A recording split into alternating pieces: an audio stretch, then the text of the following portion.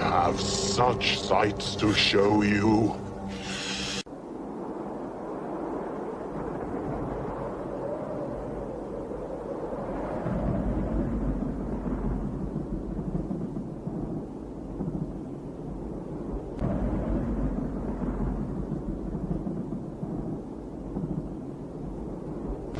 Oh, no tears, please.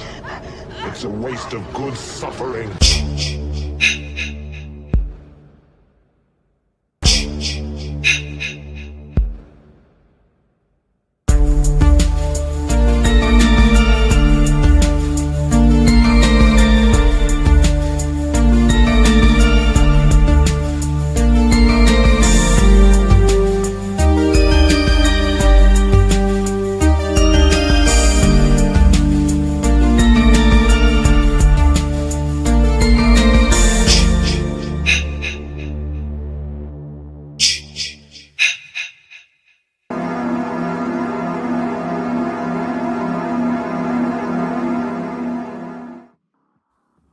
Hello and welcome, ladies and gentlemen, one and all, to Tuesday Night Terrorvision. I'm your host, Pete, joined by the one, the only, Gasp!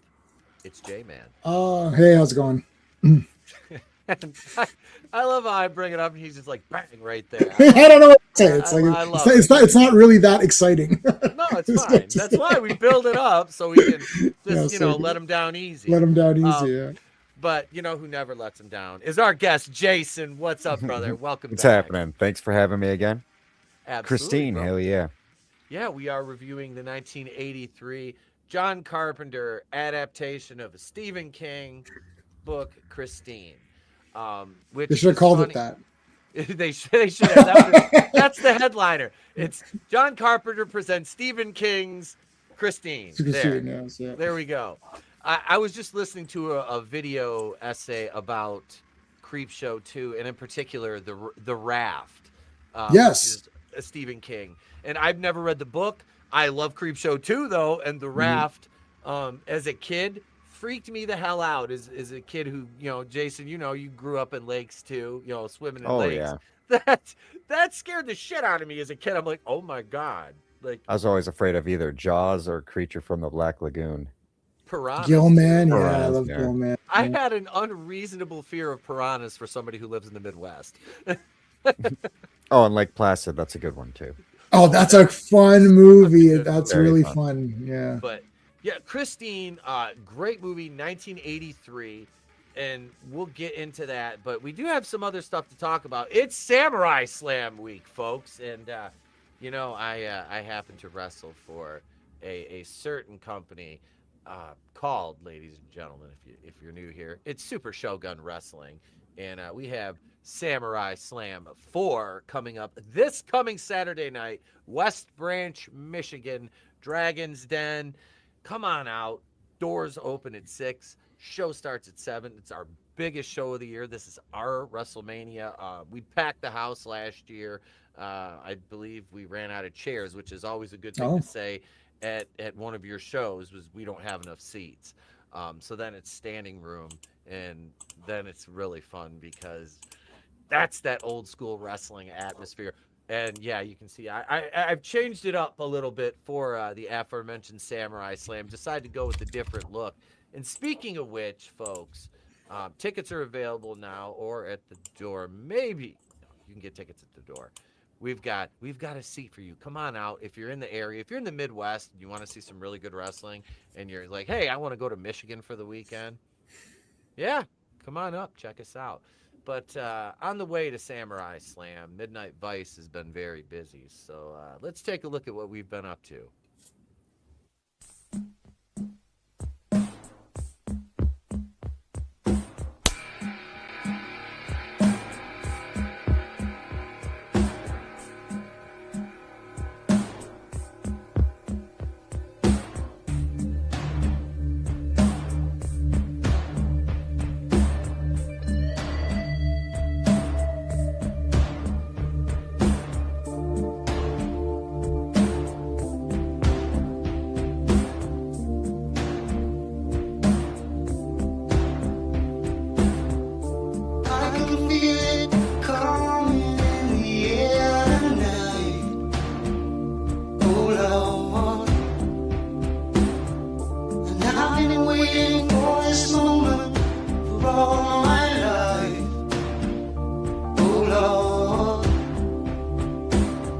How much time we got? Couple minutes.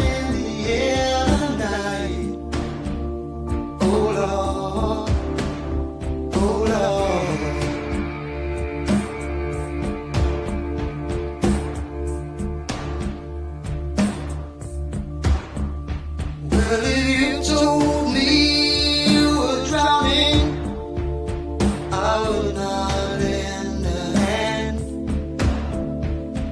I've seen your face before, my friend, but I don't know if you know who I am. Well, I was there and I saw what you did. I saw it with my own two eyes. Wipe off that grin. I know where you've been. It's all been a pack of lies. And I can feel it coming in the air tonight.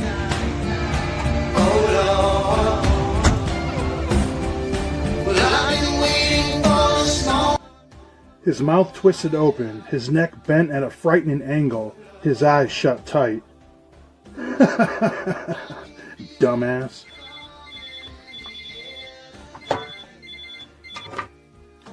Yo! Cruz, what up, brother? Hey, man, I'm with Serena, and we gotta talk, bro. We really gotta talk. Hey, what's up, Pete? Man, what's going on? You ready for the show? Bro, Midnight Vice has been a threat to everything and everyone in Super Shogun since day one. And I'm not gonna lie. Everybody is against us. The office is against us. The entire locker room is against us. It's the three of us against the world, brother. I'm not going to lie. I'm just a little bit paranoid. Yeah, to be honest, man, I'm not quite surprised. When you're the best, people want to turn on you. They hate us because they ain't us, you know? They hate us because they ain't us. My man. My man. You got that right. Especially Tiger, Cartier, and Matty Fine. And it's all good, man. We got this handled. And in case something goes wrong, you remember that special surprise I got in store? Yes. You having that ace in the hole, that trick up your sleeve? Perfect. Perfect. Yeah, they'll never see that coming. All right, brother. Then that's it, man. We got business in line. Let's handle it at Samurai Slam. Me and Serena are going to finish these rounds, and I will see you soon, bro. All right. All right, peace.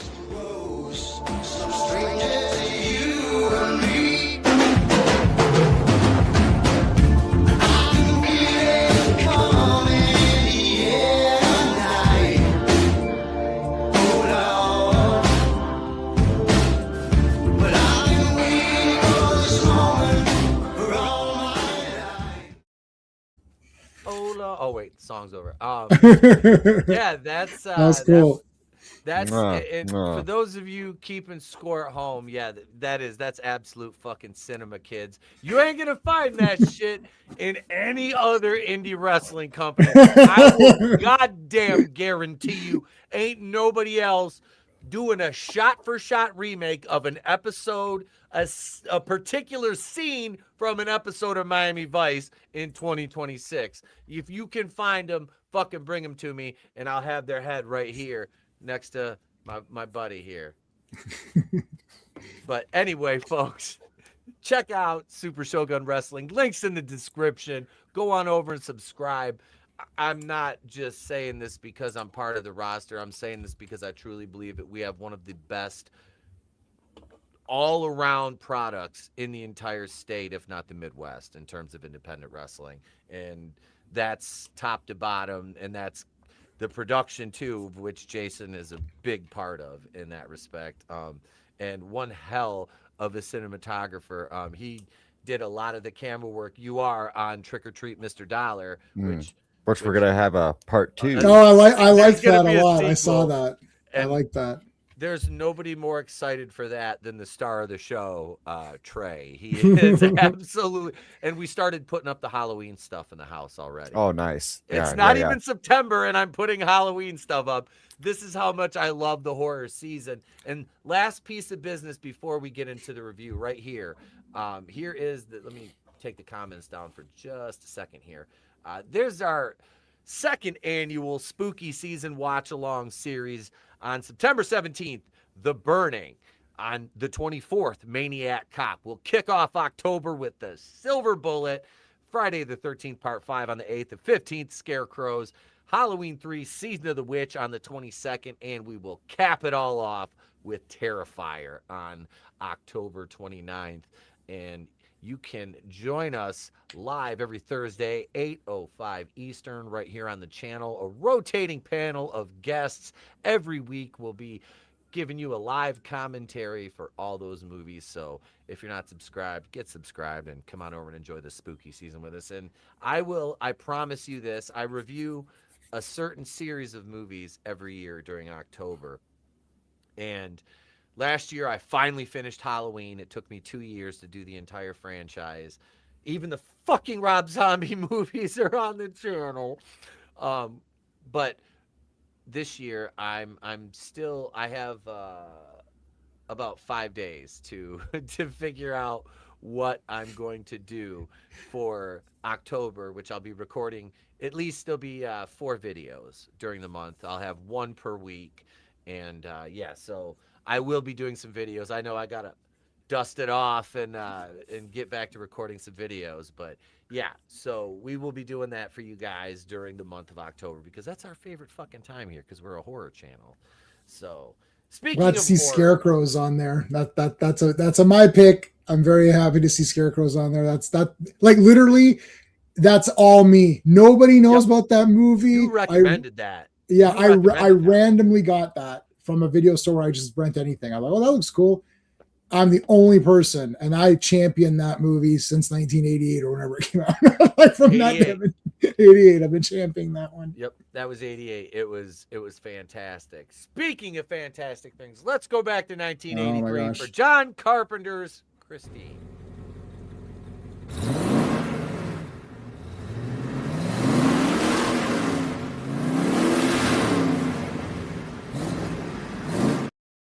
Awesome. And as somebody who really, really likes muscle cars, oh my God, I want one of these Plymouth Furies. This just I want to show you. Yeah, hang on, let me embiggen. Yeah. Sorry, I was like, I just remember. Yeah, there we go. Yeah, that's it.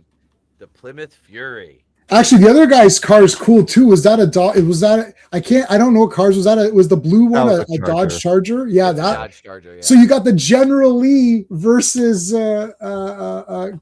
Christine, man. You hate rock and roll, yeah. Oh, we lost Jaycen. We're all over the place. I know. It's fucked, boys. Oh, I've done it. Oh, okay, I'm back. I've done that so many times. Yeah, it's like annoying. Well, they add layouts to it, and I'm like, don't change the layout thing. The layout thing was fine. There's other things you could fix on this platform, like overcharging us. Yeah, that would be the first. Yeah, like let's not charge me almost $50 a month for a baser level fucking streaming platform. Okay. Classic comics. I hate rock and roll. Yeah, nice little. That was at the very end. Yep. Yeah. So I love this. Being two-thirds of the panel reside in the murder mitten. We start out in Detroit in 1957 on the auto assembly line, and I love how the Fury is the only car that's really colorful on this line. And this right here, kids, if you're born after the year 2000, is called an assembly line. This is when cars like my 85 Delta that was featured in the promo were built. They were built on these, and they were built with hands and things. And this is when cars were actually built. Like explain to the audience what hands are. The things that you used to work with that now you just use to goon. Right.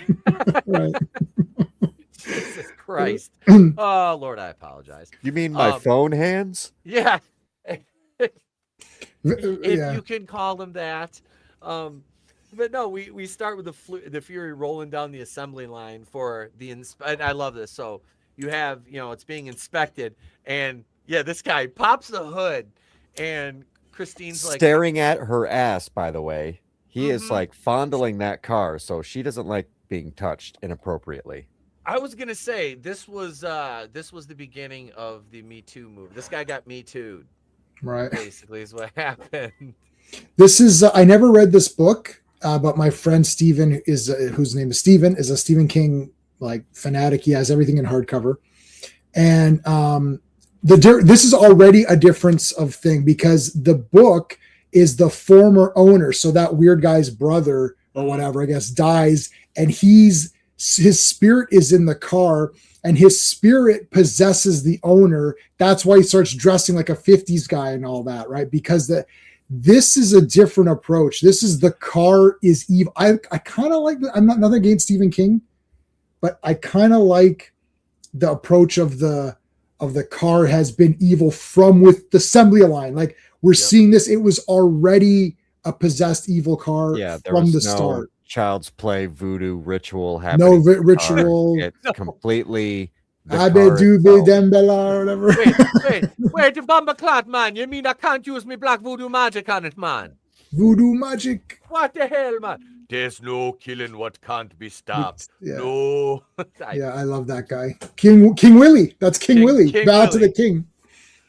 Oh, we got a super chat. That's yours, buddy. Thanks, Raj. Thank you, Raj. We got a $2 super chat.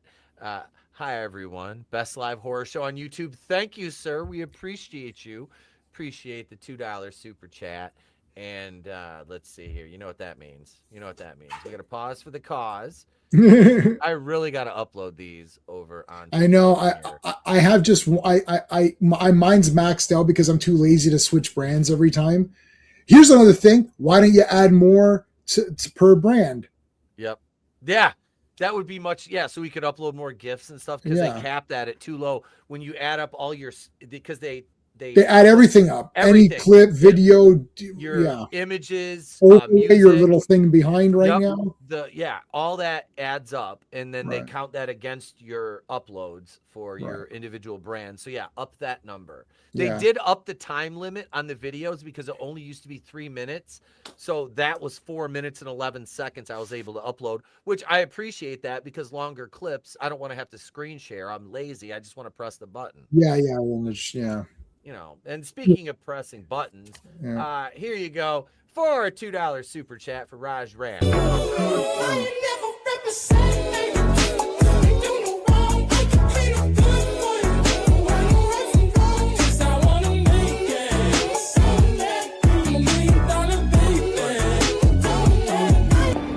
Must be weird not having anybody come on you. Thrill me. You take drugs, Danny? Every day. Good. You know, ever since you guys have been around with your TV cameras, Julian's changed. You know, he's getting all frustrated and... Thrill me. I don't know where I felt like I get a little drink around here, do you, bud? Johnny, what can you make out of this? This? Well, I could make a cap, or a brooch, a pterodactyl. Get this thing off me! What the hell are you now? No! Why are you hitting me? No! It's gnawing at my skull!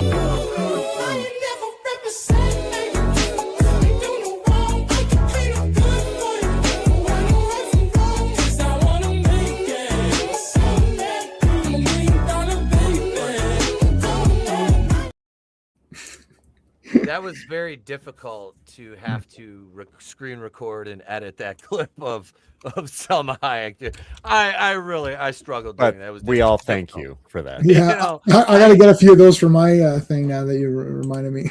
Just over here doing Selma Hayek. Thank you, Quentin Tarantino, for your foot fetish and getting her to do that little dance with the fucking snake, and making her a sexy ass vampire. A sexy ass big booty Latina vampire, which I think if she was goth, she's a vampire, so it's kind of goth. I'm fucking dead. Just take me. I fucking give up. Like I got nothing. But speaking of dead, we got a death scene within the opening credits. That's pretty good. Yeah. So homeboy here, to the bone. Yes, that's a fucking beautiful intro. He just watched this dude get his hand smashed. Gets in there smoking the cigar. Ashes on the plastic. Yeah, in a she don't brand like new that very fucking much. car. No. Christine No. does not like that one bit. No, she's an angry girl. Yeah, we get to see right away that, you know, we know what's going to happen. You could do a very interesting, like, kind of essay on the Christine car as a character. When is he driving it? When is it acting on its own? Go ahead, Jaycen. Sorry. But yes, I view the car as a woman. I view her as a character. A mute. Well, she talks through the radio. Right, like Bumblebee in those shitty Transformers movies. Yeah, they took that from here, but yeah, of course they did, because that's not a cartoon. This car, this Christine, is very jealous, and yeah, she likes to be treated right. And so far, right from the get-go, I mean, she hasn't been driven yet. She's a young girl, and she's already being mistreated. The funny thing is that when she eventually meets up with the previous owner, not Arnie or whatever, but like whoever it was, the brother, we can already tell just through these sequences that guy was probably very easy to manipulate. He was down on his luck. He didn't, even though he was married and he had kid, it's like he wasn't fulfilled. Why didn't she control one of these guys to fall in love with her? Because it's like, I don't think she could manipulate them. So it's like anyone that she can't manipulate, she kills. Anyone in her way, she kills. It is a woman. They call her Christine. She's red. There's no accidents, right? That's the, which I think is the better approach than having the Zero Cool gave us the breakdown as well with the former owner. But this is much cooler.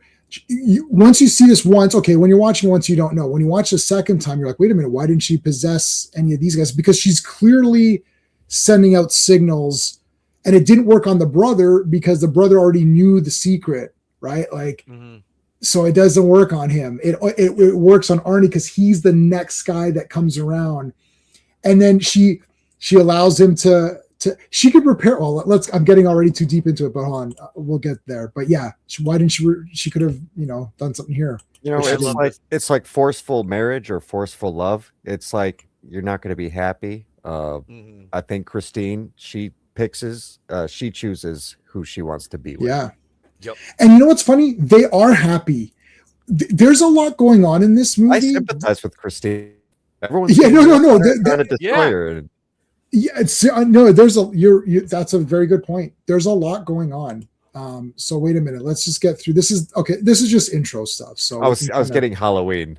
This is supposed to be Haddonfield, right? And I was like, looking for the palm trees in the background. Right. Hey, Raj, play Samurai Cop. Raj drops another super chat. All right, before we get into Arnie Cunningham and Dennis and Arnie's parents, which I want to talk about his mom. Yes, we'll yeah. Asks in particular for the Samurai Cop montage. Yay, Samurai Cop! Go for it. Yeah, absolutely. I'm gonna make a new Samurai Cop bumper too. I'm gonna make Samurai some new Cop ones. is I'm gonna awesome. make some horror ones too. I'll mix the cheese action and the horror together because they work. What's so well katana together. mean? Let's find out.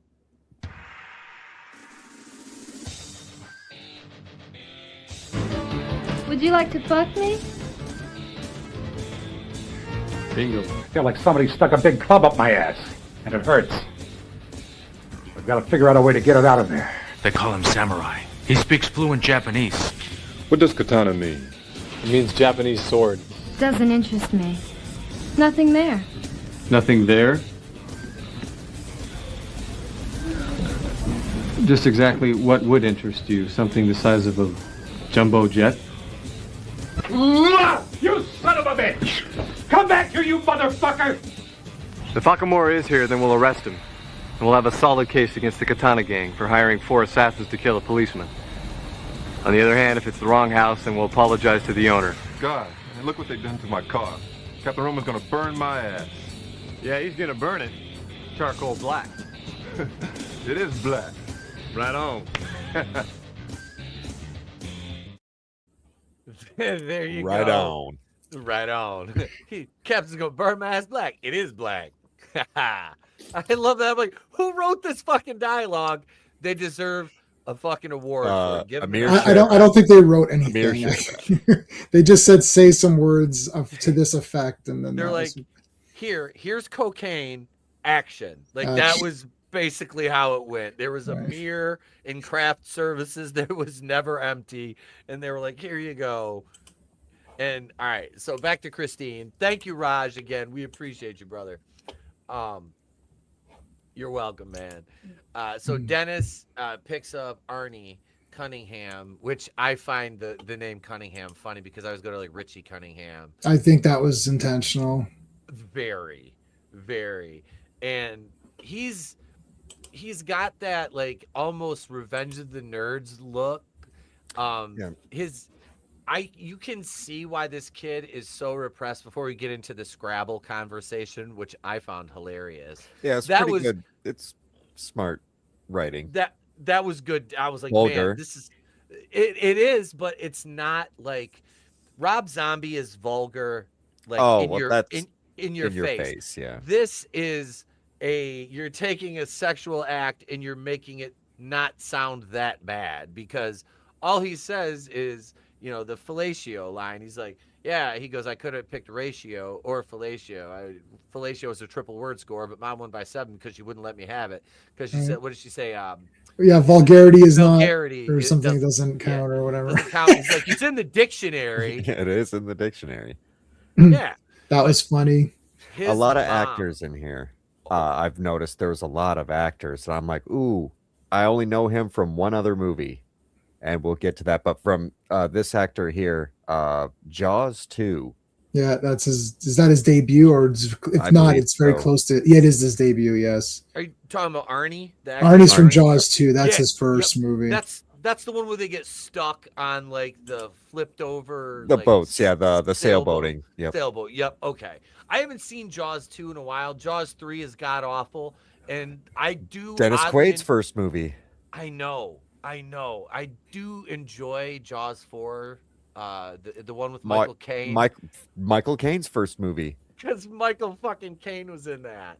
I like 1 and 4. I kind of think like 1 is like a masterpiece, 4 is schlock, and then 2 and 3 are trying to be something they're not. Either like 2 is like the transition movie, 3 isn't full schlock. So you either got to pick your lane, make it completely ludicrous and silly, or make a serious movie with characters and suspense and drama. You have to pick what you're doing. You can't have it both ways. But I love all the Jaws movies. I own them all. I think they're all fun. Same. Jaws 4, the boat. She steers the boat into Jaws, like stabs him, and then the boat blows up. I'm like, there's not even a motor on that. They fucked up the ending. There's actually 2 endings. There's one on TV that it is just the boat spearing the shark, but the producers were like, it needs to explode. Yes. And that's what they do. They just made it blow up. It doesn't make sense, but make the shark explode. Yeah. And the shark roars too. The shark roars. Remember? Oh yeah. It's like a weird sound. You're like, is that can it vocalize that? That's weird. It's kind of like it's like watching Anaconda, where the snake is going like a fucking dinosaur, you know? Yeah. Like a raptor. When I wanted to say it's only 8 minutes in, and the relationship between him and his friend Arnie and I just forgot his name. Dennis. Arnie and Dennis is established. The car's origin is established. The relationship between Arnie and his mom in particular, but also the parents, is established within 8 minutes. And if you think nothing's happened in 8 minutes, you're wrong, because a lot has happened. Yep. In your mind. You understand every player already. This movie goes fast. It's fast. It's real fast. And there isn't any room to cut anything. You could almost add scenes if you wanted to, but I mean, I wouldn't add anything, but yeah. As Carpenter movies go, this had a longer runtime. It did. It was an hour and 49 minutes, which you're talking almost, it's basically an hour and 50 minutes. 10 minutes shy of 2 hours. And you packed all that into the first 8 minutes of the movie. Like for the poor reception this movie got upon its initial theatrical release, it really found its footing. Like most of John Carpenter's movies, with a few exceptions, in like the cult realm, years later. I don't think people were old enough. The people that ended up loving these movies weren't old enough at the time to see them in cinema. That's the problem. I legitimately it's just going to be shill talk because I love every second of pretty much his entire first 10 movies or something. I love all of them, and every moment is great. And you're like, what is going on? Every time you look these up, it only made 20 million on 10 million budget. What the hell happened here? What is actually happening? I don't get it. They did better in the video store. Yes, that's right. It's a lot of kids that couldn't watch it, rent it. Right. Then school, then you tell your friends we rented this, and Big Trouble Little China. That was another one that bombed in theaters. Yeah. And Kurt Russell didn't. He was like, I don't want to. It's like, I feel like it's my fault. He's like, I don't care. John Carpenter was saying, I don't care. I just wanted to make a movie. I wanted to make this movie with you. That was it. Right. Daniel Collins asked, are you more a fan of the books or the movie adaptations of King? I'll start on that because I have not read a Stephen King book ever.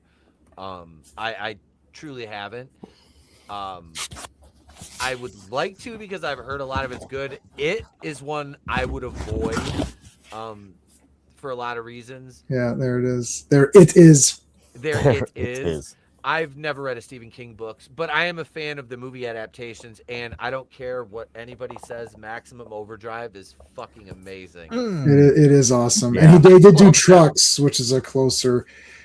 I've read many Stephen King books for about 100 pages. I've read many of them, almost all of them. I've read the first 50 to 60 to 100 pages of all of them, and then I'm like, I get to about 100. I'm like, what is happening here? This is not going anywhere. And then I just shut it up. I just read over 100 pages of Two Towers, and a lot of shit's going on in Lord of the Rings of Two Towers. And I read a Stephen King book. I'm like, I feel like nothing's happened. I feel like you need to skip to page 250 and start there. I don't know, Jay, what are your thoughts? It looks like you're reading some of them, so that's good. I tried reading. I'm more of a movie adaptation, just the books. This is Stephen King. Right. And there's no editor because he's got yes men. Yeah, because every fucking page, it's like he gets $6,000 for every page, every fucking sentence he puts in here. Right. Seriously, that was his per page rate? No, I have no idea. It wouldn't surprise me, but that would be so funny. That's why it's fucking bigger than the Bible. this book is huge. He's like, I'm gonna beat the page number count of War and Peace. There's not enough going on to warrant that.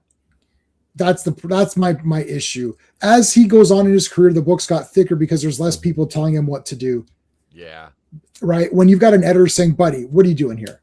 Why is this 500 pages? Get what the shit, right? I'm sure, when the editor is telling you to focus, that's why you need these editors. This is why the streaming movies and streaming shows there's no pilot. There's no bunch of execs. They just say, make the thing, make whatever you want. And then it's almost too late. By the time you get real life feedback, your show's already produced and it's already tanking. Because then you have to spend your entire second season course correcting. Yeah. All right. So we meet the girl here from Baywatch. What's her name? Oh shit. The movies are fun. Baywatch? Yeah. She's like the main girl on Baywatch, isn't she? Yeah. She's the main Baywatch girl with Hasselhoff. Oh, is that the chick with the short hair? Yeah.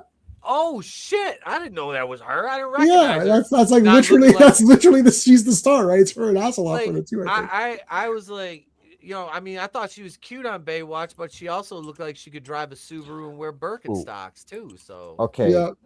So let's get to this guy. Yeah. Okay. Ghostbusters, the guy on the right. Yep. That was the dude they were testing on at the beginning. Yes.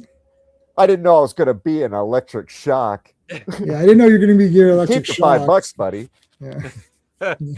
And then you got what's that character face guy. That Levine, yes, the guy from Friday the 13th Part 2 that survived by staying out and drinking. All night. Right. Where that's a character's dream. Yes. This guy looks exactly the same. Oh yeah. But again, we're 11 minutes in. So within 11 minutes, we got, as we said, the relationships, but we got the girl. Almost looks like the sought after girl, and we saw the three guys. The one guy is very eager for her, right? Arnie is just like, well, I'm never gonna have a girlfriend, so whatever. Dennis is the guy that you think she's gonna go with because he's literally in the middle of the two guys, right? He's like the middle guy, so you're like, oh, she'll go with him, but that's a twist. Then now we're at 11 minutes. We got the bullies established. Buddy with the switchblade. Moochie is John the one. Travolta. John Travolta. Not he looks John like Travolta. John. Yeah, I had to do a double take. I'm like, I didn't think John Travolta was in this.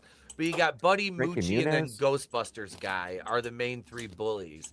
And yeah, they trip Dennis, and then he fucking cuts Arnie's lunch. And remember, Mom said, keep it cool. There's yogurt in there. And there's ectoplasm all over the floor. It was a scary ghost. Someone blows their nose and you want to keep it? Yeah. I collect spores, moles, and fungus. And I love the teacher, like just grabbing Buddy and fucking shaking him. I'm like, teachers need to do this now. Like, this needs to happen to a lot of fucking kids now. And the guy threatens the teacher. The teacher didn't give a shit. He's like, go ahead. Yeah. He's like, you bald fuck. Yeah. Breaks the glasses, which is important. Yep. Because that's going to be the last thing. These guys are always on a breaking. They're always hurting this guy by physically destroying his food, destroying his glasses, and the last straw will be Christine, of course. That'll be the last straw. Okay, I didn't realize this. John Stockwell, who plays Dennis, is Dean Stockwell's son. He was Cougar, the pilot who loses his nerve and gets replaced in the Top Gun program by Maverick. I did not realize that. I've only seen Top Gun once or twice in my whole life. It's not a go-to movie for me. I prefer Maverick. I prefer the second one to the first. I haven't seen Top Gun in probably 10 years, and I never watched the second one. The second one is good. I just didn't see it. Oh yeah, it's quite good. At least in IMAX. But yeah, he destroys the glasses, switchblade. Yep. There's the teachers we talked about. So all of this is leading, all of these things will come to be paid back, right? So the girl we got introduced, so the parents were hassling him. His friend Dennis is actually a pretty good buddy. He'll stand up for his friend, but he cannot actually physically stand up to the bully, which is a little bit different. Many times in these movies, when we saw this was 976 Evil, the nerdy guy has a friend who's a bit tougher who can stand up to the bullies, but not in this case. This is still, Dennis is not the top of the chain either. These bullies can still beat him up, and he just has more courage than Arnie, but it didn't really matter because the guy still could have beat him up. So that's all coming to pass. And now we're at, what are we at here? Okay. So basically 16 minutes. Let's go to, there you go. 16 minutes and a bit, and there's Christine. And she could sense him because he only saw a little glimpse of her and he thought, oh, that looks cool. What's that? Go back. And he was adamant that, that Dennis turn around and go back. Yeah, because that's all it took to hook him in was just that little glance when he drove by.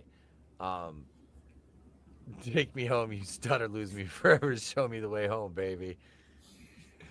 And that was it too, because remember, he's like, oh, she starts, and he gets in, and you look at this thing, you're like, there's no way this fucking car is going to start it right up.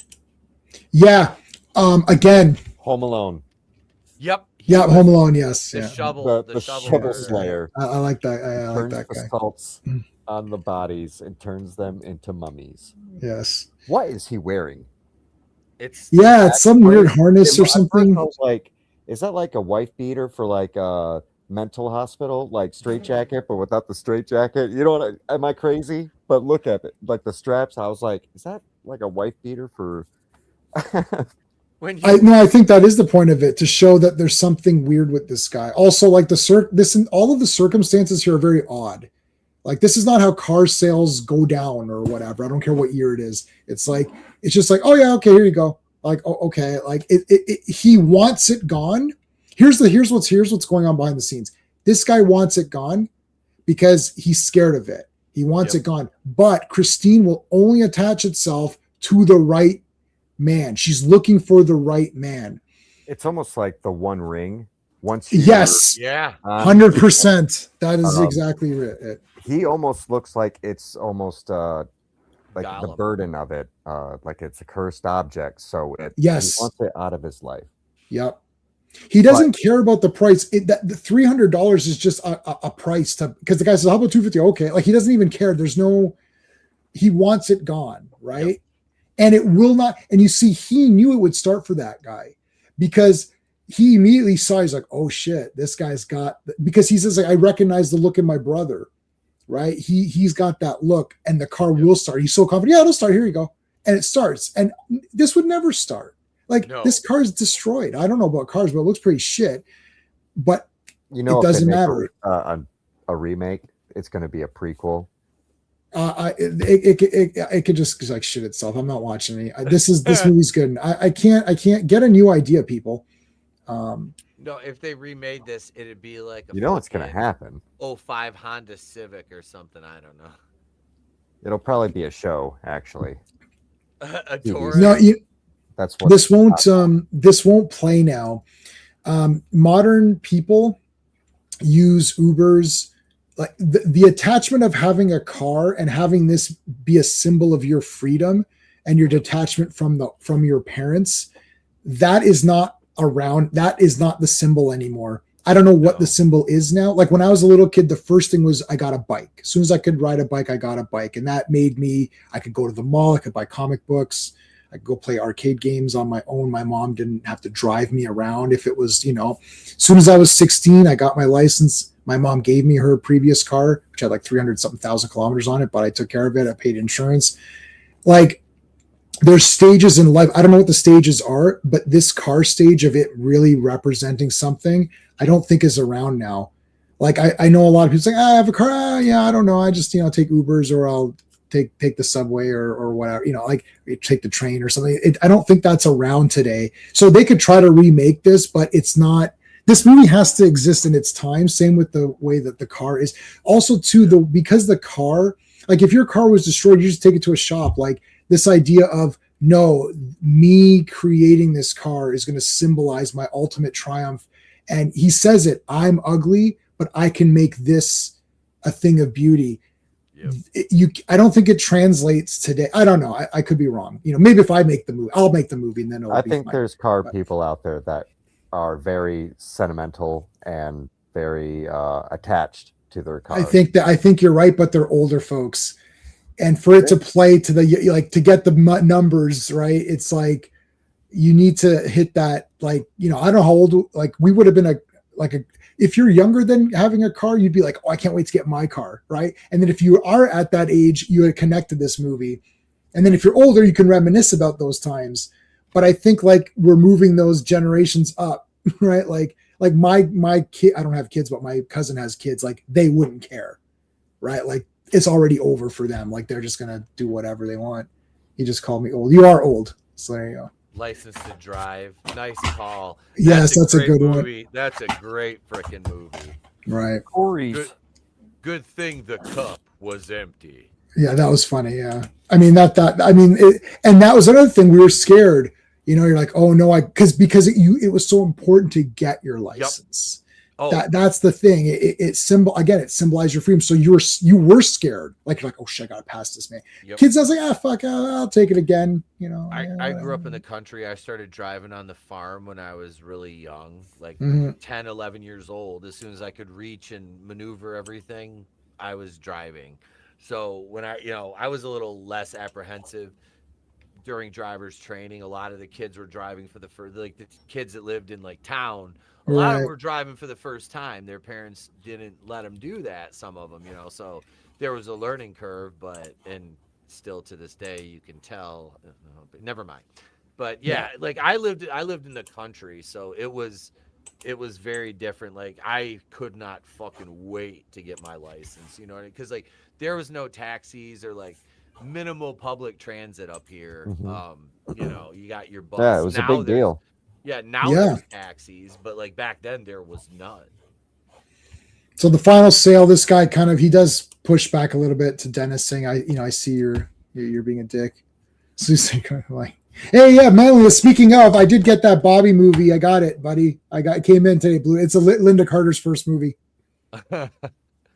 So, I mean, like, you can't go wrong. Like, that was a Manliness recommendation because I didn't own it. I didn't even know that had come out. So he's like, that movie came out. So I ordered it. I ordered it on live stream. While we were live streaming, I ordered it. So I came in. Thanks, Manliness. I appreciate that. Okay, so the final sales here, he settles on $250. Here's the parents. Now we get a better look at the parents. We didn't really see them well before. We only saw a glimpse. Let me get to a good shot of the two of them. There she is. Yeah. So the mom was worse in the book. The parents were quite, from what I read, they were very awful. Like they're quite mean to the kids. So you were definitely on his. Now here, nice. Here they're still pretty mean. Like, to me, this is like, it's like, what the heck, right? Like she's a total bitch. I guess in the book she was worse, which I guess, like that's borderline abuse. But like here, I think they mellowed them out slightly. Like they slightly mellow out as the movie goes. I think it was to try to make him seem a bit more evil, because this is a subtle change with this character. He's talking back. He bought the car and now he's talking back and he's swearing in front of them. So it's like very slow progression. He starts to clean the hair up a bit. Like different. He starts to take that 50s aesthetic, like that greaser kind of aesthetic on. That's what Christine likes. Mm-hmm. She wants that from her man or whatever. She wants that look or whatever. Yep. And the dad is like pretty non-existent. He's only in a couple scenes. Like, he probably has a minute of screen time in this whole movie. And there's a scene later with him and Arnie that's actually really good. Mm-hmm. All right, so that's the parents. Okay, so now he needs a place to work on the car. This guy, the Darnell. Yeah, great character. Gremlins 2, the new batch. And, great movie. Grandpa. UHF. He was in UHF. I love UHF. I love it. Was he uncle? He was the uncle in that. Yeah, I think he's the uncle that gives him the. You're right. You're absolutely He's Weird right. Al's uncle. Yep. And he's in The Great Outdoors. He's Yes. the bartender. I've seen him in more things, but yeah, I know him as because I'm just picturing him with the Dracula, like the grandpa from the Munsters. Mm-hmm. But yeah, dude, he's one of those guys. You're like, Character actor. Fantastic character actor, and John Carpenter so well versed in casting those and putting those people because this guy you could see this guy running a salvage yard. Yeah, this is so perfect. It's very authentic. Everybody who's cast in this movie is absolutely perfect, even their costume. The mom, the mom's hair. It's like, and the dad, he's got the big mustache. He's just like, look, I'm just a working guy, like you could tell the mom runs the house.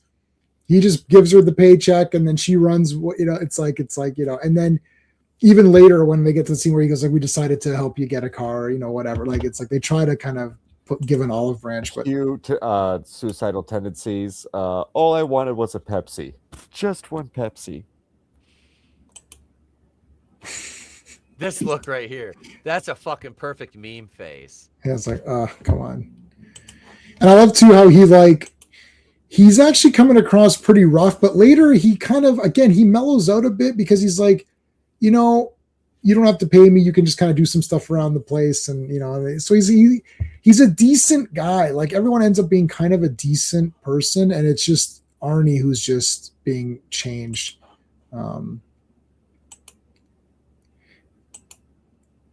Carpenter really seemed to generally avoid glamorous castings. He didn't until Ghost of Mars, really, I would say, because Natasha Henstridge You know, I mean, that's, Yeah. I guess I would consider her like, I mean, if that's the context in which, you know, yeah, I would say like her, Ice Cube, that those are some big name, you know what I mean? In terms of their celebrity at that point. And they weren't really the characters. I love Ghosts of Mars though, but they didn't come across as being exactly those characters, but they're still okay. Like I mean, I like Ghosts of Mars. So I don't know. I saw it in the theater. I'm not gonna knock. I didn't see that one in the theater. I'm not gonna knock it though. I liked it last time I watched it. You know what got me thinking while watching this movie, because I've seen it so many times. What would have happened if Christine wasn't possessed? And it actually would have been a lot more, probably would have been more positive for this guy, obviously, because he wasn't being possessed. But like it actually, Christine does a lot of good things. Like a lot of these great movies, like a Scarface, or any of these movies where the guy starts out low and then gets, you know, in the middle of this movie is almost his perfect existence. Like he's got the girlfriend, you know, the car's doing good. Like it hasn't gotten crazy. It'll get crazy halfway through. Like right now it's still normal. Like, okay, he's rebelling against his parents. Big deal. Like everyone's going to rebel a little bit. Right. So, and he's rebelling extra because he was extra held down. Right. But once it gets to like, okay, people are getting killed, and you know, then yeah, it's good. Once Harry Dean Stanton comes in as the detective. Yeah, I forgot Harry Dean Stanton was in this. So did I, and I've seen this like 100 times. He comes in, like, oh yeah, shit, he's in this. I forgot every time. Yeah, I love they're like kind of, you know, just looking over the car. Yeah, that's an interesting point. Classic. Yeah. The criticisms against John Carpenter's vampires are bullshit. And the criticisms against Ghost of Mars are bullshit too. It's a remake of Assault on Precinct 13, which I love. So so the car is actually looking, I'm not sure if this was intentional or what, but it's already looking better. Yep. Like just him driving it over, it's almost like it's mini repairing itself. It's giving him something to do, but not. Look at the door, the bumper are, you know, like the door is like perfectly red compared to the rest of it, which is all like dusty and dented.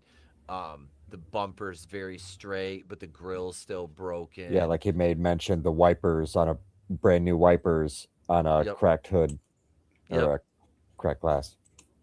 Isn't that an interesting point?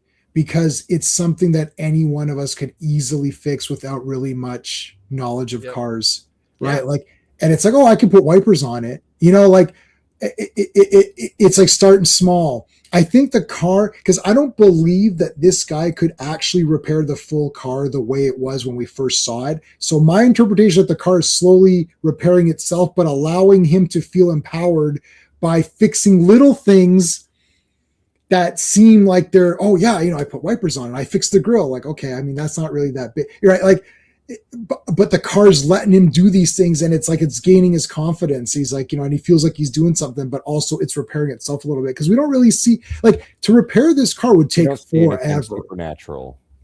Yeah, to make, yeah, exactly. What a smart, this is a very smart movie. Like, I mean, like, this conversation was great. What a fucking screenshot right there. That's great. Look at this guy. Again, making every frame count as a character actor. Yeah. 101 right here. Just like his expressions, dude, but his face, he looks like an old bulldog anyway. Yeah. So he contorts his face and he turns into a Shar-Pei. Right. And see, he mellows out a little bit here too. All right, so we can get, okay, so we get to the skipping. Now here's the library, which, I mean, this scene was hilarious. Yeah. This is like classic 80s like teen comedy kind of like scenario. Right. Talk to the pretty girl. The blonde girl is like really into Dennis, and they don't really do too much with her. I'm sure she had a much larger part in the book. Her right there, because she was going to ask Dennis out, or wanted him to ask her out. And so here she thought he was walking up to her, and no, he goes to Lee. I actually think the blonde was like way more attractive when I was like, but in any case, the thing is, again, like, because you see, like he's got a car, like, so like everything's in stages. That guy's ahead of him, so he's got the car. So his next thing is, now I need the girl. So he's already moved up, like he's one ahead of Arnie, but Arnie is actually surpassed everybody because he moved from car to girl immediately, and he like went over the guy. So because this guy's going, she's already got a date with Arnie. Yep. Like we didn't even see that happen, which I think was very smart to not show it, because then our imagination's like, wait a minute, when did that happen? Yeah, Oh exactly. shit. So you're trying to piece that timeline together in your head between what they show you on screen and what we don't see, and it's just implied. Yeah, it's pretty good. So she's there, she's already got the date, so she doesn't care about this guy. And then you're like, how did that even happen? Like, you know, we feel it's weird that we're identifying with Dennis. It's like we're going back and forth between Dennis and Arnie, and you want to like Arnie until even when he's doing bad things, you're like, well, you know, those boys kind of deserved it, you know, this kind of thing where you're like, yeah, sympathize with your mom, controlling mother, and a ball removed, stuffed in her purse, father. Right. The one thing he wanted was just to have a car, and it's just it kept rolling over. No, and you're right, because what happened was his mom was controlling. Now Christine controls him. It's like he ended up going. He was right. He was. I mean, it's brilliant. It's brilliant. I don't know what the book, how the book is. I would consider reading it, but I actually Kelly Preston. Yeah, that's who the blonde is. It's Kelly Preston, John Travolta's wife, right? Oh, geez. Okay, well there you go. Yeah. Isn't that? Yeah, that is Kelly Preston, and she looks. I think she still looks pretty good. Is she still alive? Yeah, she's. I think she. Wait. Is she still alive? I think so. Dolly Parton passed away. I know. I liked Dolly Parton. She was cool. She was a really one of like. She was a doll. She was a good human being. Like that's like the last person that everyone liked. It's like that's it. It was universal. Like, universally liked. You couldn't say a bad thing about Dolly Parton, really. Like, no, Kelly Preston passed away in 2020. Jesus. At 57. That's what it says on Wiki. Yeah. Well, she's very pretty she's still pretty. She was still pretty in 2020, and she's pretty here. But again, and I again, he could get her easily. She's ready to go. Oh, she wanted Dennis. Like, that was a fucking layup for him. Like, literally, that was a layup. He's got to go for this chick. All right, so now he's coming, and now he's like, well, now here's the first instance of the cooler friend getting stood up, or it's like, wait a minute, you're not going to come hang out with me? Like, you know, you almost feel like Dennis sets the rules. Like, I've got my car. This is another thing. The guy with the car, I was the guy with the car in my friend group. So I did set the rules. Like, oh, what do you want to go see in the theater? We're seeing this movie because I drive all you assholes. So I pick all you up. So we're seeing what I see, the time that suits my time. I'm not even being mean because I'm not a mean person, but like, I mean, it's like, Jay, can you drive me? like I'm the driver, so you do it but now he's got the car. Yep. And it's like, I can't make it tonight. Oh, what do you mean you can't make it? What the shit is that? Right? It's like, oh, you had plans? Fuck. Maybe I had plans. Maybe I didn't have plans. I don't know. Yeah, and here you're starting to see his attitude show. He's wearing black underneath, so he's slowly getting out of that beige, brown, light colors into more of a darker persona. Yeah, good spot. That was a good spot. Yeah, I missed that. Yes, you're right. He's got the black underneath. Good eye. Well, later on, you'll start to see him wearing red.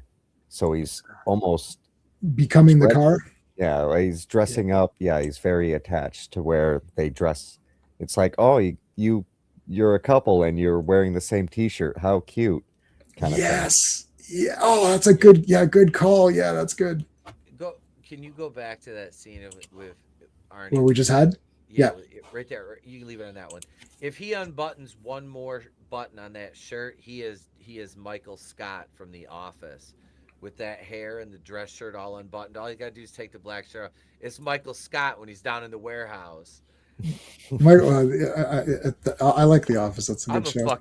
I'm such a fucking idiot. That was the first thing that popped into my mind. Jason is making this very astute observation about the movie, and I'm just like, ha, he looks like Michael Scott. Prison Mike. Prison Mike. So you actually see the mom in this scene here. She is concerned for real. Yep. And she kind of like softens a little bit.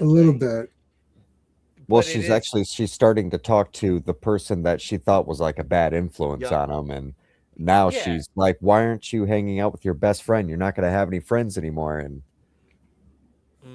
this actually happened. This entire sequence happened to me in real life. Maybe why I love this movie so much, where I was seen as like a bad influence, which is not because I'd watch horror movies and I like metal and stuff like that. It's like, oh, this guy is all weird. And I'm like the most generic nobody of all time. It's like I don't get drunk. I haven't smoked anything. It's like I don't do anything. It's like, but I was a bad influence, which is crazy. But when my friend started to kind of rebel back against the mom, I did get this where it's like, oh, can you? It's like, what do you mean you didn't like me before, and now you see that you come to the realization I was a good friend or whatever, right? So, but yes, I actually had this exact sort of thing. Obviously, the car wasn't possessed, but it is great. And what can you do? I'm with Dennis too. I think this movie is good because we're with both people in a weird way, because Dennis is a good guy and he doesn't want to lose his friend, right? I don't think Dennis ever looked down at Arnie. I think he legit tried to help him, I would be interested to know does the book go into the backstory of like how they became friends? You know what I mean? Like that's something like, have they known each other since they were kids? And Dennis has always kind of were they locker buddies? Yeah, right. Like did Dennis always feel this innate need to protect Arnie, like because they were like childhood friends, and Dennis grew up to be athletic, and Arnie was just. They seem to get along pretty good, even in the movie. Yeah, for short conversations that they have. But I think he feels more sorry than anything, but still has compassion and a true friendship. I mean, he's hanging out with them all the time. Yeah. I mean, and he's actually going to see this guy by himself to get more information on this car. If it was anybody else, like we wouldn't think anything of it. He bought a car, and he's a little obsessive over it. But if you get your first car, I mean, that's it. You're cleaning up the back seat, and you're cleaning up trash. Yeah. This guy looks like he just murdered his family with a shovel. Yeah, so this is the only exposition we get. It's very minimal. My brother was obsessed with the car. He didn't care about his son, his wife. That we get the first idea that the car could have been involved in some of the deaths because it was very odd. Eventually, the car turned on him. We don't know why the car turned on him, though. That doesn't get said. I kind of like that because it leaves a mystery where you start to think, oh, will it turn on Arnie? And if it does, will it turn on him in this movie? Or will it turn on him in the future if he stays with the car? And then you start to think, like anyone else watching, if that was my car. Because they did it really interesting, because you're watching this and you're kind of like, Christine is a cool car. You're like, oh shit, I just got, like, it's like the movie almost affected you as the viewer, because you're like, that is a pretty cool car. And then you're like, oh crap, what if it possessed me? And then you think to yourself, well, I would be smart because I've seen this movie and I've read many books and I've watched a lot of horror movies that it wouldn't trick me, I bet. Yeah.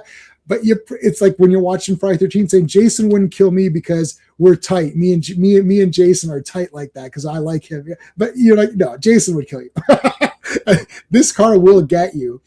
But the magic of the movie is that you don't really see it turn on him. So you feel like, yeah, it's like, if that was me, I would have played it better. Than Arnie kind of messed up there at the end, but I would have played it better.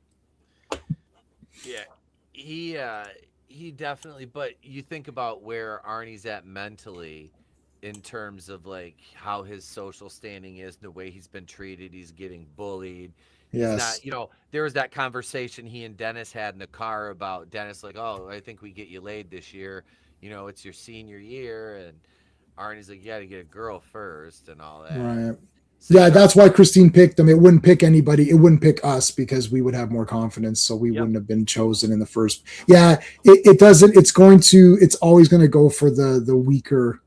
It didn't go for Dennis. No. Dennis, it could have easily have gone for Dennis, right? Yep. Yeah. So here he tries to examine the car, but to no avail. Now, let me ask you guys this. So this is the football game, and that in any time there's a sport event in a horror movie, someone's getting injured because otherwise it wouldn't. There's never been a sports event in any horror movie that's ended nicely. Yeah, well, Jaycen might kill. He might. No, peace and love, man. All right, so hold on a second. The car. So, did the car cause this, or was it his own? I mean, I know he was distracted. How far is the car's influence if it caused this, or what? Like, what do you guys? I mean, this is a tough one. It's not in the car. You're not in the car. I say it had nothing to do with. It was just his own jealousy of seeing that happen. Okay, yeah. But it is due to the car. It gave him confidence, and he got the girl. Before he's his best friend, and he didn't tell him about anything. That he got a brand. That's true. That is, he fixed the car to brand new in a matter of days. And, they actually give you the dates. They actually give you the days to show you how fake it is. I was going to say, I like that they put dates so you can see the passage of time throughout the movie. Yeah. Yeah, it's like a few days. It's like that's pretty friggin' fast. But like, I don't think the car had anything to do with Dennis taking that hit and getting injured. Yeah, he dead ass just stopped and was watching. Was not paying attention. And Lee make out, and then he got fucking wrecked. Like that's exactly what that was. So I don't think it was. No, that wasn't the car. But it was the car being there. Plus Arnie kissing Lee equals fucking Dennis's distraction. Right. He did try to break in the car. So there is that. It's a little bit. Yep. Maybe it's 99% Dennis's fault and 1% the car. Christine doesn't kill unless provoked. So when she didn't. His girlfriend was hitting his car, he's like, "Don't." Yeah, that was a bad move. And then that was a bad move. I will make you choke on your own hamburger. Yeah, but he got taught a little bit of a lesson. It wasn't. He kind of tried to get in there. It wasn't. She didn't go too hard on him. She's like, okay, I'll give you a warning. I'll give you a warning this time. I'm gonna hurt your leg, but don't mess with me. But anyways, yeah. So he did get nailed pretty bad. Here you go. Ouch. That is a great I love card. that. Yeah. That the placement is fucking amazing, and that is not by accident. Yeah. Oh, of course, because they had to place these for the shot. All right, so now he's looking, a little bit more better. He's got no glasses. His hair is a bit more fixed up. He's joking. He's being witty, but he was always pretty funny. He was pretty funny. I think just it's like as you guys said, the confidence is coming out. So that's that. Ouch. ET. Is that an ET? Oh, here we go. Okay, so let's get. So here's where a little bit of action's happening, but then she goes out. Oh, I can't take it. Blah, blah, blah. So we've never really seen them. Have we seen? No, we've never. We only saw them for a second at the football game. We never saw them on dates or anything. This is the first time we're actually seeing them on a proper date. So that doesn't go well. He's like, I'm sorry, babe, you're great, blah, blah, blah. All right, so let's get to Christine here. So here's where she starts to choke. And the light comes on, the radio's on, all that stuff. And here's the choking. So how does, it's weird, she's magic or something. It's not like her running someone over, that's the car driving itself. You think it was Arnie driving. And the car just wasn't helping the situation? Because right, so again, hamburger. Right, so Christine is not killing anybody unless provoked, but she was like, "Bitch, if you smack me again," that's when the doors lock and the possession of Andy, just kind of sitting there or standing, watching it all happen, not trying the other side of the door. But remember the old owner's daughter did choke to death in the car as well. That's true. Yeah. No, I think there is a small amount of spiritual, and Zero's talking about the songs. I did notice that. I noticed Has the anyone songs. on the chat read the book? Do we have anyone who can read? Let's go with, can anyone read? And then the second question is, if you can read, have you read?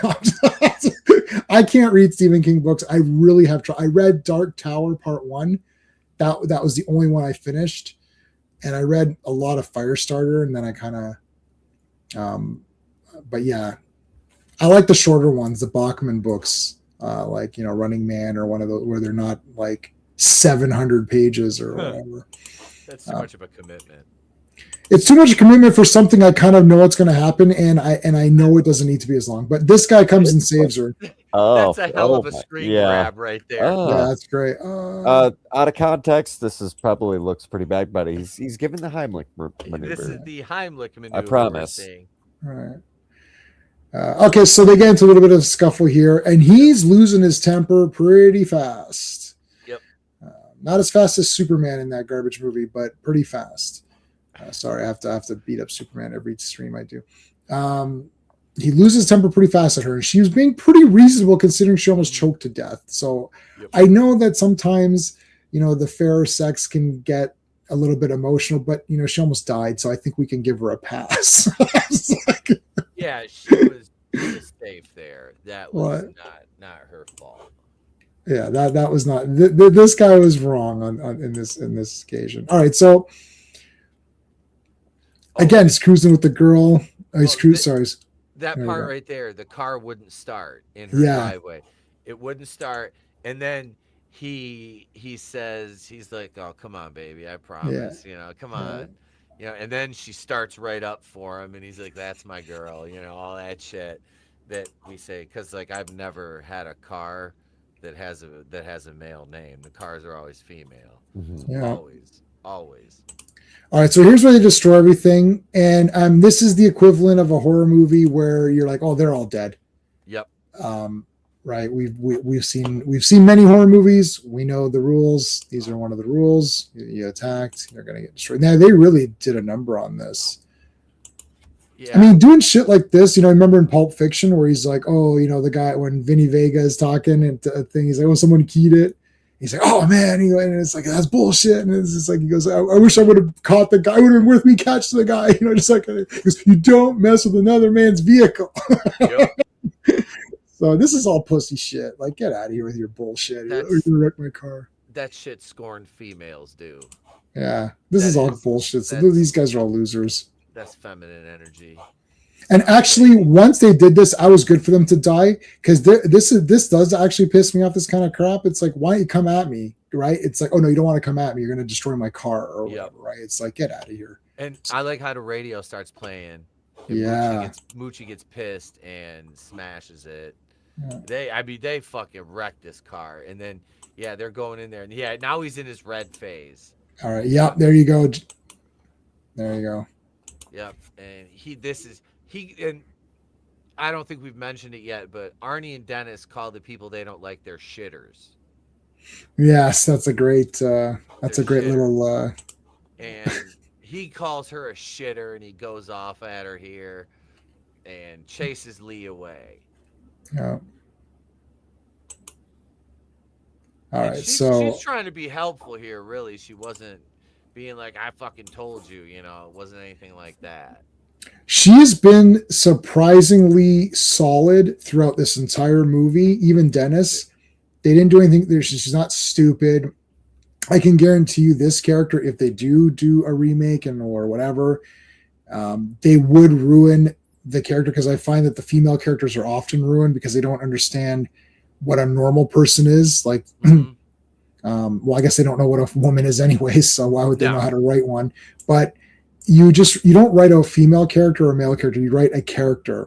What would this girl do given her background and who she is? What would Arnie do given the situation of the movie? He's being possessed, right? Or manipulated, at least.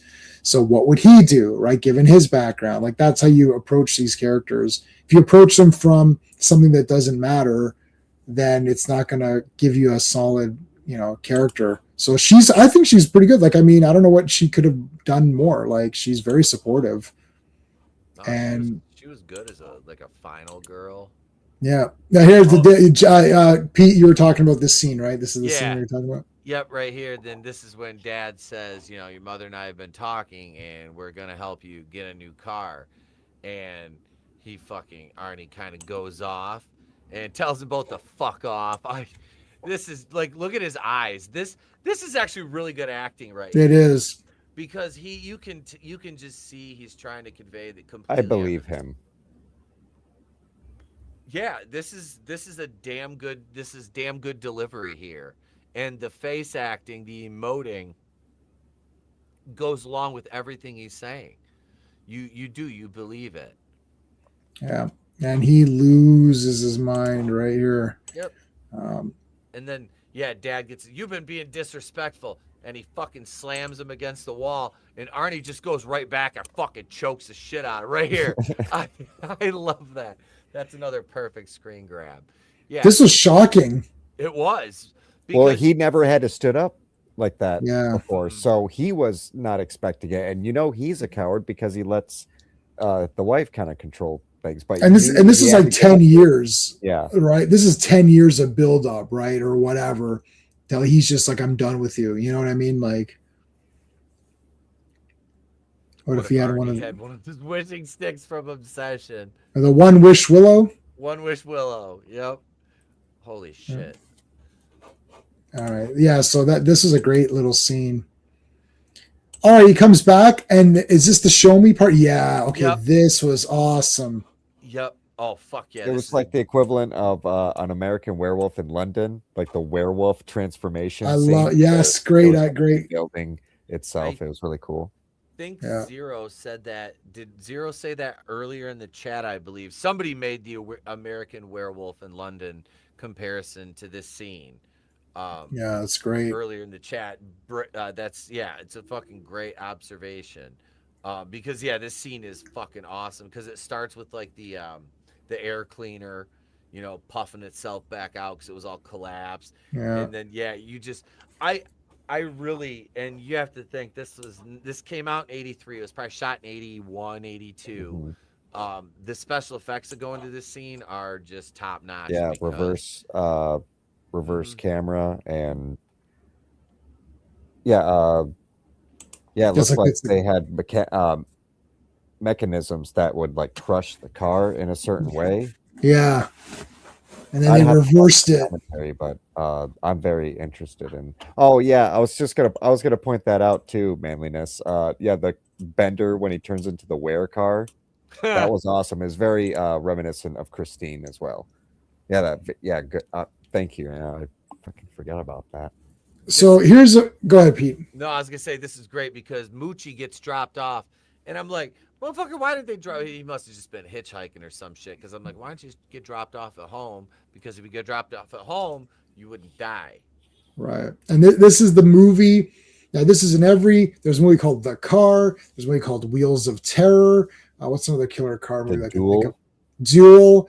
Anytime there's one of these things, Duel, Steven Spielberg's early movie.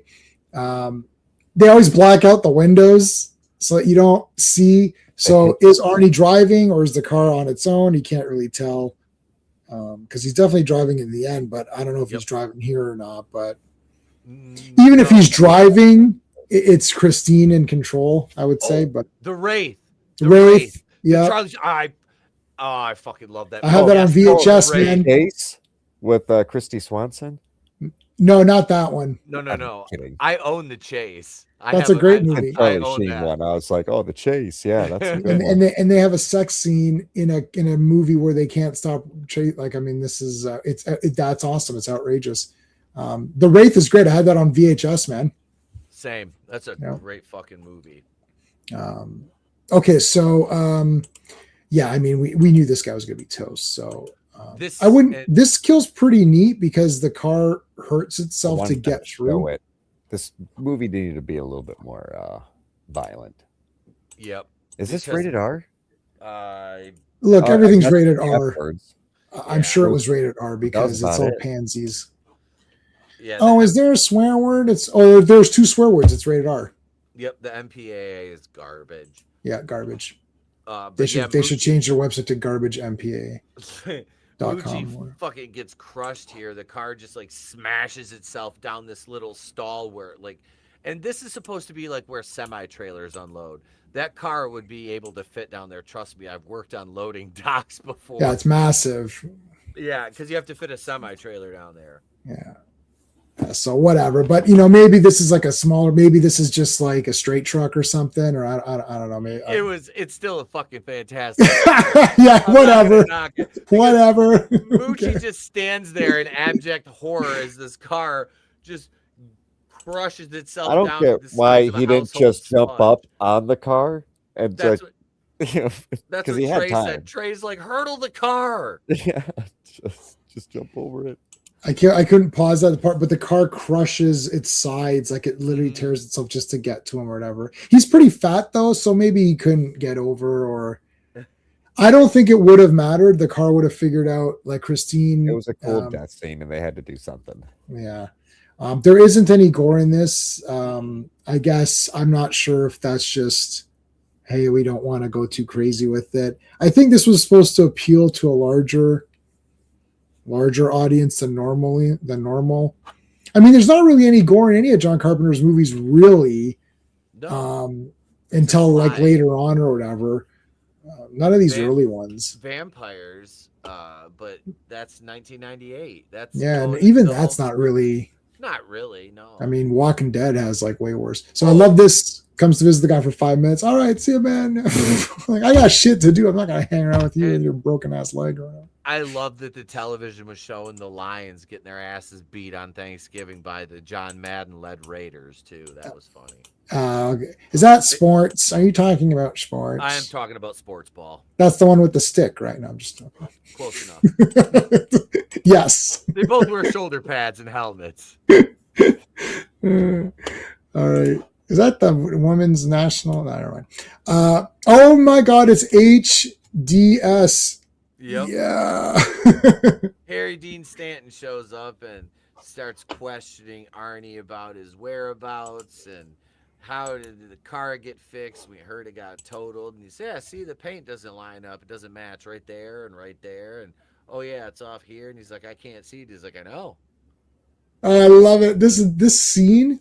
And now he's got the full black, right? Mm-hmm. He's full in.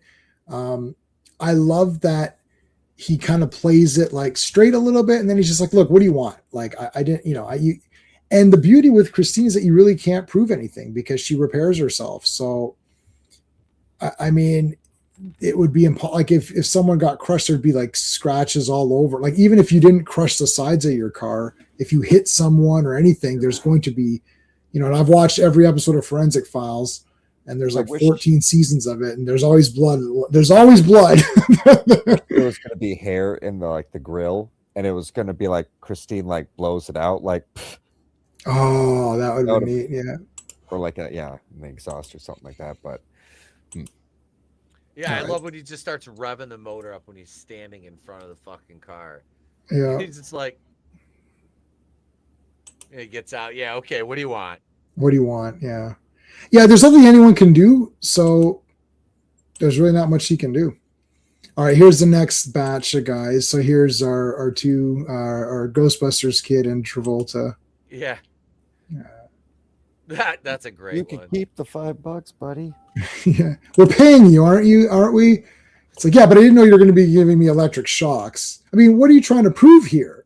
What do you see? I don't know. A bunch of wavy lines, which he was right on, but he wasn't the cute girl, so had to shock her. All right, so I mean, this is a pretty epic explosion here. So there's his buddy's car. Oh, we got to get out of here. No, you ain't going nowhere. Yeah, this scene was probably a really big highlight. Seeing that thing coming down the road, engulfed in flames, and when it arrives at the garage, there was no sign of what color it was. It looks black and white and smoking, and yeah, it looked fucking awesome. Yeah, there you go. Good explosion. This was the money. It's like, all right, guys, got to get a good shot. Look at that. That's beautiful. That is such a fucking amazing scene. I'd put that on my wall. Yeah, that's awesome. Oh yeah, that Give should me be that a poster. movie poster. I want there. that movie poster. Yeah. I do like the poster for this where it's just the car. It's just like the front. Christine. What else? Like, I mean, what else is there to be, right? Like, I just because of it was a woman's name and it started with a C. I used to get Christine and Carrie mixed up. Yeah, the two C's. Because they're both C's. The two C's. Christine 16? No. Which they can't sing anymore, but anyway. They probably shouldn't have been singing it when they were singing it, but anyway. Everyone loves Gene. Okay. So poor guy here, he sees now he actually came to help. Again, this is one of these, he came to help, but he was in the wrong place, wrong time. He saw too much. Right, because he was like, "What the hell's going on?" And I think he was kind of be like, "Hey, you're trying to steal this guy's car. What are you doing?" And then it ends up that he gets killed because he learned too much or whatever. He goes in. Fire starter, yes, even yeah. Yeah, no, yeah, it goes. Yeah, I love it. He just sits in there. Do you know how fucking that interior would be like? Molten lava, basically. At that springs. And I think it's already like healed itself. Like it's like already healing itself as it comes in. So it's like, how could it not be hot, right? Like, but then it like crushes them. All right, so now so now they're investigating, and again he's tied to it, but he does have evidence. He's like, "Oh, I've been dropping shit off." He's like, "Do you have a receipt?" He's like, "Yeah." "Oh, do you want to see it?" "Yes, I do." It's like, "Yeah, show it to me." He's like, "Okay, here you go." All right. I love that he has an alibi because nobody thinks that the car is doing anything. This movie hasn't shown any supernatural things.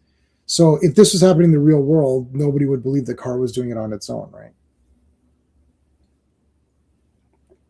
Yeah, and I love like Harry Dean Stanton just plays this like kind of like an old school, and he's like with the state police, but he plays it like an old school kind of like just hard boiled detective. Yeah, almost, which I dig that.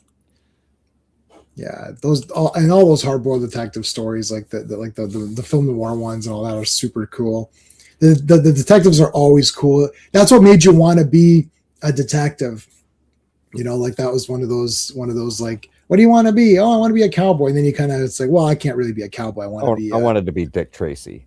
I wanted that fucking watch. Me too. Yep. I've got every figure from that toy line, except I don't have the blank, which was available in Canada. But I don't have lips for some reason, but I have every other figure. I love the Dick Tracy movie, but like all of the comics and the strips are cool too. Those toys were fucking cool. I've got them all, man. I still have them. That's still have awesome. them. Yeah, I love it. I love Dick Tracy. Flat Top was the best, man. He was great. William Forsythe. I mean, the actors in that was crazy. I saw that movie so many times. Made my mom take me to see that twice in the theater. I got the VHS. I had the VHS too. And Madonna was like awesome. Like she was fire in that. Now she looks like a scary person. But anyway, so the car's good. Again, they're playing with us because we just saw the car, same shot, straight on. It was brutal, flamed its back. You're dirty. You need a bath. No, Lips, not the bath, not the bath, not the bath. One Napoleon. What was it the name he gave? One Jefferson, one me. It's basically Scarface, but like, yep. but like, Al Pacino was great. Oh, yeah. I know. I'm about to watch Carlito's Way. I haven't seen that one in a minute. Oh, I haven't seen that. I saw there's a video out there where they say that Carlito is the spiritual reincarnation of Tony Montana. Tony Montana. Yep. Yeah. I got. You know what? I gotta get Carlito's Way. You reminded me. I gotta watch that. We should do a Scarface thing one time because I love that movie. We can. There's a lot of great things. It's like one of the very few like almost perfectly set up movies. Like it's like mathematically perfect. Yep. Like exactly, the everything, the setting up, the going up, and then the going down. It's like exactly timed.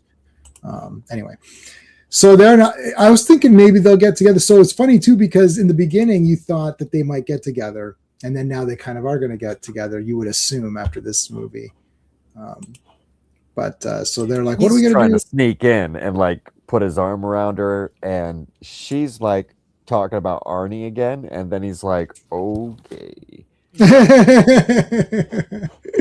Well, he's trying to get in there. Things escalate fast here because we had this isn't really a slasher movie. In the last, like all of a sudden there's many deaths. Either. Yeah, not really. It's a thriller. Mm-hmm. Yeah. Stephen King doesn't actually do horror movies really. Like they are more like, thriller. I guess, well, no, it doesn't really kill anybody.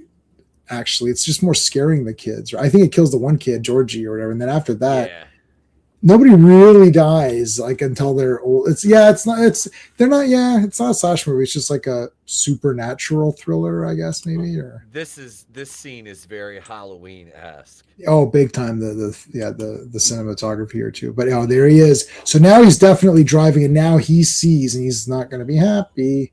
Well, he's got he picks up Dennis here. Yeah. This is where they pick up and he's drinking beer and they're driving down the expressway and you see the odometer rolling backwards. Like remember at the end it almost gets to 0. Yeah, it goes back. I guess it's sort of like Christine's like, like once this guy dies, it resets itself waiting for the next guy to come around, I suppose, or whatever. You can interpret that as maybe in the book, if that happens in the book, it's probably like the character reverting to a more 50s style person, right? Because that's the person who died in it or whatever and then is possessing him. I think this is cooler than the guy possessing because, I don't know, I feel like the possessing thing is more obvious versus like the car seems cooler. I think she needs someone to be attached to her to give her strength and to be powerful. So once the person dies, that's why the car couldn't repair itself while it was at the brothers garage or whatever that was. So that was garage. The reason. So now that he had eyes on her, she felt loved again and gave her more strength. That was how I kind of took it. Yeah. Hey Grace, we're doing good. Just talking some Christine. This is a scary movie, so I don't know if you'll like it. There's some naughty stuff in it. So it's a. Oh, go ahead. Go ahead. No, I was gonna say the relationship between Arnie and the car is very mutually parasitic in nature. Yes. It's like they need each other. Yeah, and this is Dennis signing his death warrant here, carving Darnell's Tonight into Christine's hood. She's not going to be happy about that. Again, the car wasn't going to kill him until provoked, and now it's it's like signing, like you said, signing his death warrant. Yeah. Yep. I like that. I like that Jay is really defending Christine. He's doing the Perry Mason he's going to be the people versus Christine. I'll defend her. I'm just saying, if someone takes a screwdriver and starts carving on yourself, Darnell Tonight, you're going down. I think you're. I don't even know a Darnell. Ow. I love it. Okay, so again, I'm viewing her as a person. Yes, she is. She is. Yeah, she is. All right, so here's the final showdown. The victim. Yep. It's basically I forgot which Constructicon this is. It's like Scrapper or whatever. It's like Scrapper versus Christine. I was gonna say Killdozer versus Christine. Killdozer, yeah. Caterpillar, yeah, that's great. All right, so here we go. The final showdown. And I love there's a great shot here. Okay, so oh yeah, here we go. Got perfect. I love when the car gets mangled and it's got the teeth. Yep. That looks cool. Like if they're going to do a car, like I've got the small car, which I showed earlier, which is I don't know what the scaling is on that. But then if they did a bigger one, it'd be nice to have like an alternate, like damaged one with the teeth marks. That's kind of cool. Yeah, it goes back to 0. Yeah. Yep. Darnell. Oh, I loved My Name Is Earl. That was a great show. And that had Jamie Presley in it, who Pete likes. Ooh. Oh God, yes. I had her poster up from Poison Ivy 3, The Last Seduction. Oh, I remember seeing that. I was like, hello. That was a fantastic movie. 10 out of that was better than Scarface. she was the only reason to watch that Dead or Alive movie. Yeah, which I also own, and that's got Kevin Nash in there too, right? Yep. Yeah. All right, so final showdown here, trying to kill the girl. Yeah, all keeps mangled ramming up. herself into the walls like this, like a pit bull, like a dog attack right here. And no, I'm not casting aspersions on pitties. I love them, but it's just like a rabid dog, like just keeps circling, smashing itself.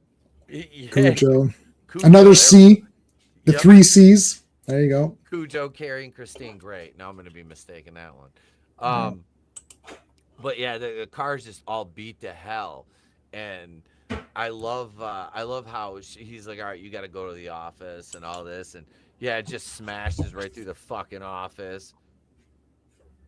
And you can hear Arnie yell at one point. You can hear her yell, "Shitters!" Yeah. Like he's definitely like, I mean, the last few kills he's been there. Yep. Okay, so now she kind of gets a little bit of blood. I think that's the only blood we've had, really. This is when Arnie's dying because he's got a big ass chunk of glass. Yeah, let me see if I can get a good shot of him pulling it out. I can't. Okay, so you can kind of, here's sort of, so he came through. There's only one. It didn't really scare me because I've seen this a bunch of times. I don't know if it scared me the first time. There is one jump scare where he like pops up to grab her, but then he's got the shard of glass sticking out of him, so he pulls that out. That's really the only gore there is at all, actually. This little bit of blood is pretty much it. Mm-hmm. He's dead. I say you him dead. He's killed. He can't be killed. Kilt's dead. So here comes the car. Now, I mean, they crunch it. Yeah.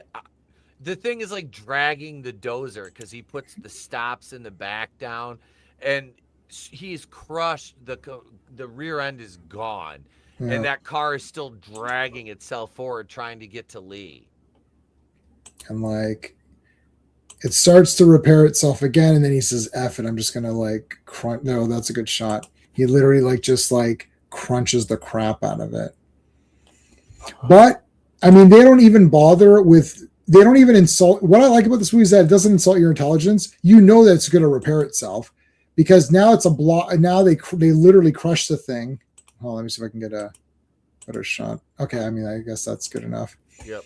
They've crunched it, and of course, the very end they zoom in. It's like it's like creak. Well, I like the fake out though. They hear the music start playing. Yes. And it's one of the junkyard employees walking by with a boombox. And then this is the scene right here. The grill pieces start to move and kind of straighten themselves. Yeah, bad to the bone. Bad to the bone. Bad to the bone. George Thorogood and his Delaware Destroyers. Oh, see there it is. It's moving. Yep. And then it's the end. Yeah, it just moves. That's it. Christine. And that was Christine. What an awesome movie. I think when I first saw this, I was like, I didn't know exactly what to make out of it because I think you get a thing in your head like, oh, this will be really violent and all that. And I think this is one where it was a grower. Like I watched and thought, yeah, this was like, like pretty good. It was okay. It was like maybe like a 6 out of 10 or something. Then, you watch it like, actually, that was really good. Then you kind of watch it and, as you get older and you understand it better and you see more things in it, it gets better. It gets better as you watch it. So yeah. Yeah, that was, and it was a good watch. The effects were great. Cinematography was, as always, in a Carpenter movie, and it wasn't Dean Cundy, but it was still shot beautifully. Everything was framed nice. The lighting was really good. Mm-hmm. I really liked the car effects on this too, and the music video for the main theme. John Carpenter is in it, and he drives the Fury in that video, and he picks the girl up.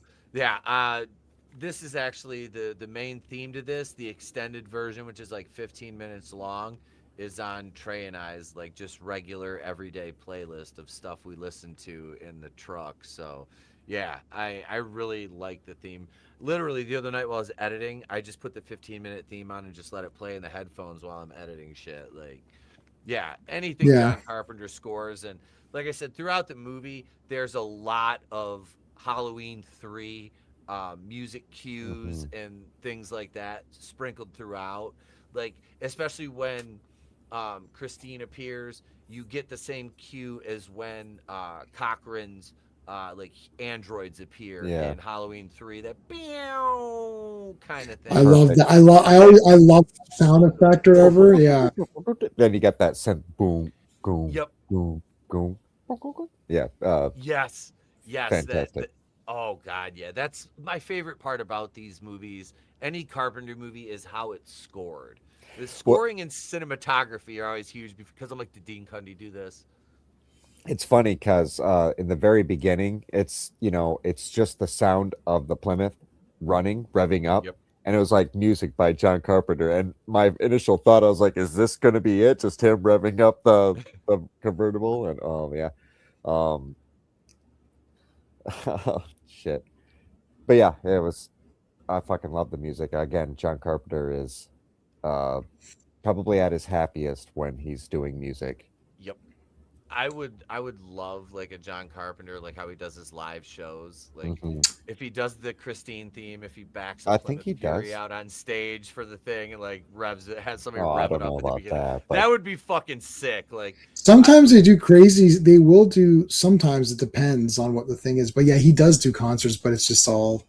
I'm not sure if he even does his themes on those anymore because I know he's had a few albums where just his own music. He does both. But, does he do both? Yeah, it depends on what kind of show that he does. But yeah, he'll do an album, one of his full albums. But yeah, he'll do The Fog and Big Trouble. Oh, they all good. I've tried to get whatever soundtracks I could get. Like Assault on Precinct 13 is too small, so I think I've got that with. It's like Assault on Precinct 13 and like the best of John Carpenter. So it's like every theme. But I have Village of the Damned, I have Ghosts of Mars, I have They Live, I have New York. What other ones? That's Assault. And as soon as I hear that, I'm like, yeah. Yep, right there. Good. I love it's man. So good. All of his movies are so great.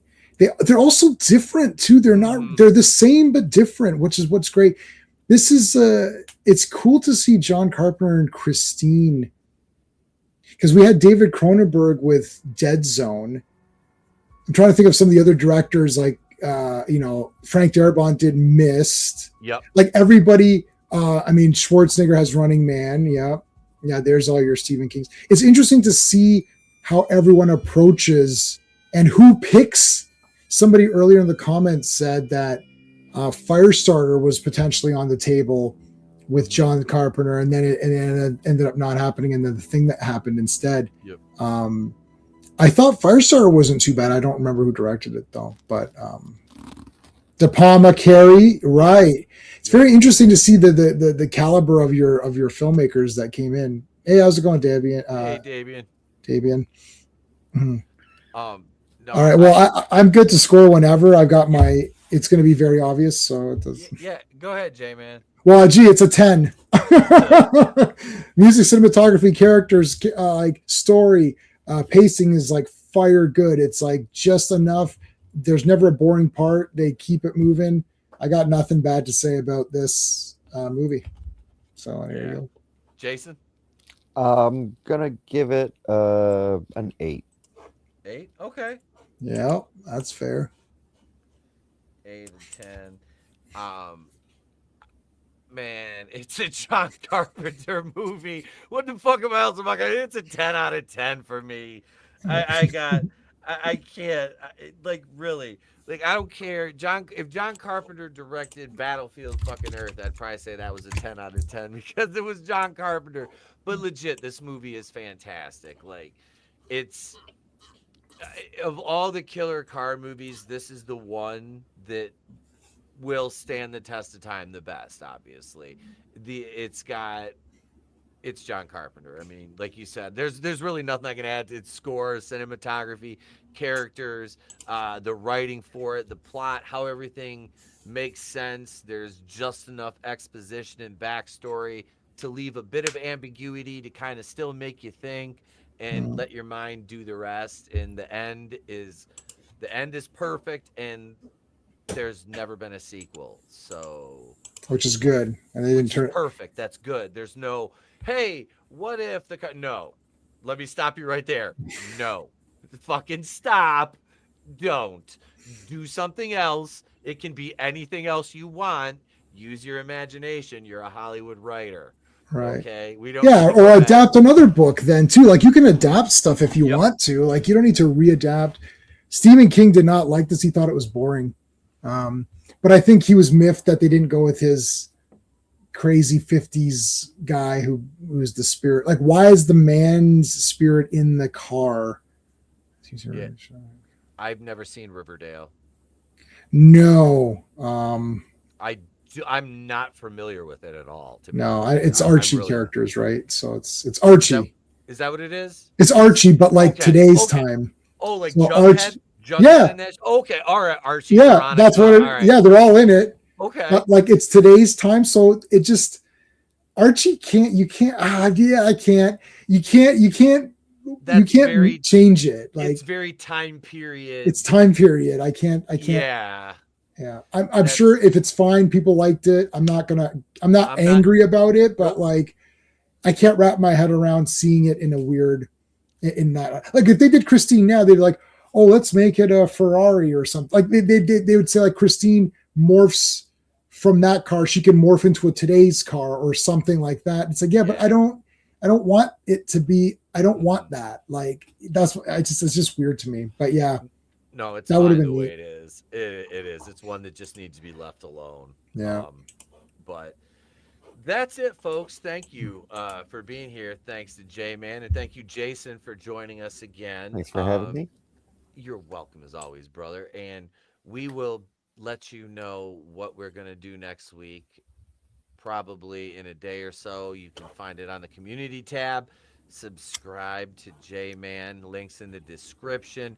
Go down, subscribe to Super Shogun. Check us out this weekend live in West Branch. Samurai Slam. Let me put the graphic up there. One more again.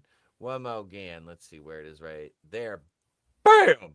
Samurai Slam 4. Come check us out. And if you want to see the other Samurai Slams, they're available. Super Shogun Wrestling right here on YouTube. Subscribe. We're on TikTok, Instagram, Facebook, all the socials. Go find us there.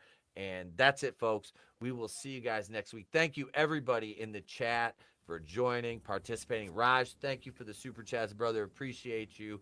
And until next week, I'm Pete for J-Man and Jaycen from Wrestling with Horror. If we don't see you, have a great day. Pleasant tomorrow. We'll catch you on the next one. Remember, it's always better to burn out than fade away. Deuces!